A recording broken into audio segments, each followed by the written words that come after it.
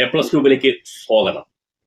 ഭൂമി തരംമാറ്റത്തിന് വേണ്ടിയുള്ള അപേക്ഷകൾ പെട്ടെന്ന് തീർപ്പാക്കുന്നതിന് പല നടപടികളും സ്റ്റേറ്റ് ഗവൺമെന്റ് സ്വീകരിച്ചതായി നമ്മൾ വാർത്താ മാധ്യമങ്ങളിലൂടെ അറിയുന്നു.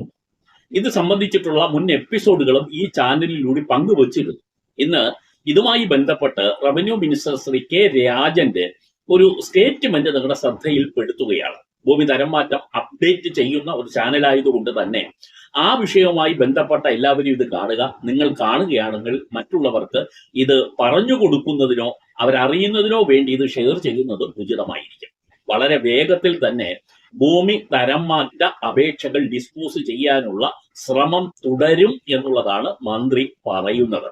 ഇതുമായി ബന്ധപ്പെട്ട് ചില കാര്യങ്ങൾ നേരത്തെ ചെയ്തിരുന്നു, ഇല്ല എന്ന് പറയുന്നത് ശരിയല്ല. അദാലത്തുകൾ നടന്നു, അതൊക്കെ താമസിച്ചു പോയി. നേരത്തെ തന്നെ ചെയ്യാനുള്ളതായിരുന്നു. പക്ഷെ വൈകിയാണെങ്കിലും അദാലത്തുകൾ സംഘടിപ്പിച്ചു കഴിഞ്ഞു.